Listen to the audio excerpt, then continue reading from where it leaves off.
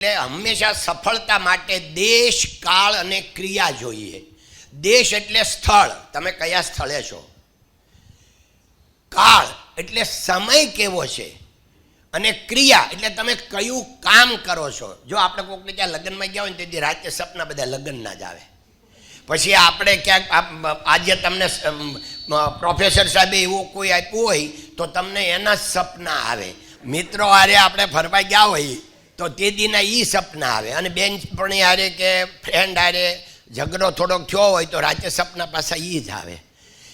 એટલે આપણું મગજ કયું વિચારે એને કહેવાય ક્રિયા. જે કામ કર્યું હોય એના પ્રમાણે આપણું ભાવિ બને. દેશ, કાળ અને ક્રિયા. એટલે તમે બહુ સારી જગ્યાએ છો, બહુ સારા સમયમાં છો, અને કાર્ય હવે કેવું કરો એ તમારા હાથમાં છે. કર્યા વગર કાંઈ મળવાનું. મનુષ્ય યત્ન, ઈશ્વર કૃપા. ઈશ્વરની કૃપા બધા ઉપર વર્ષા જ કરે છે, પણ કોને મળે? યત્ન. યત્ન એટલે એફર્ટ. હા, મહેનત, એફર્ટ આપણે કંઈ કરવું પડે.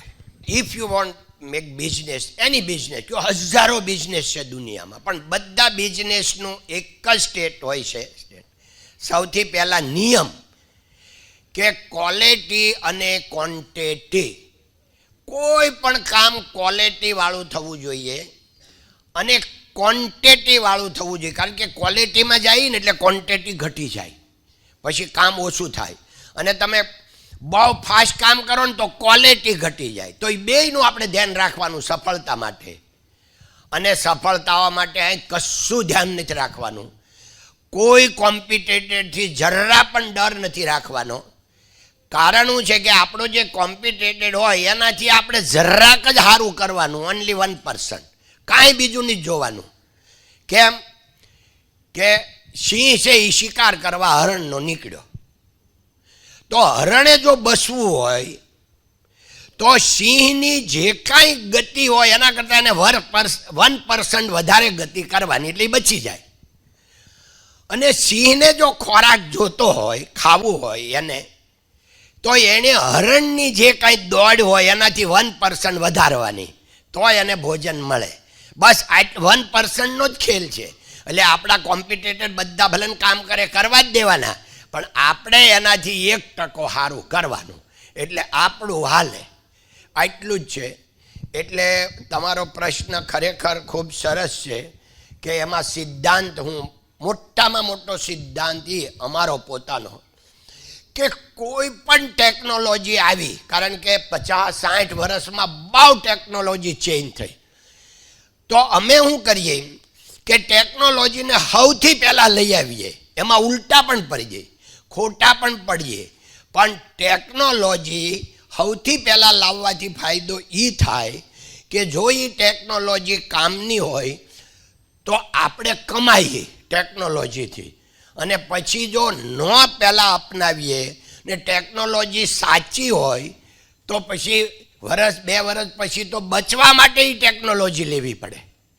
એટલે ટેકનોલોજીમાં બધાથી આગળ રહેવાનું. એટલે હું કહું છું કે જો એક પણ વખત ખોટું કર્યું હોત તો આજે SRK અહીંયા ન હોત.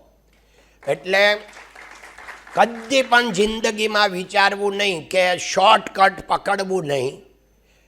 ત્યાં કાઠિયાવાડી કહેવત છે, કર્યા વગર કાંઈ મળતું નથી, કરવું આપણે જ પડે. એટલે આપણે પ્રેક્ટિકલ શું કરીએ આ બહુ મહત્ત્વનું છે. અને ભગવાનની દયાથી પછી તો કારણો વધતું ગયું. 77થી ફોરેનમાં ગયા પહેલી વાર, આજ સુધી બધું વધતું. હમણાં આપણે 13,000 કરોડનું એક્સપોર્ટ છે. 13,000 કરોડમાં મૂળ 1,000 કરોડના હીરા લોકો જોઈને લઈ જાય છે. 12,000 કરોડના તો ઓનલાઈન વેચાય છે, B2B સોફ્ટવેરમાં. એટલે આ દુનિયા અહીંથી અહીંયા પહોંચી.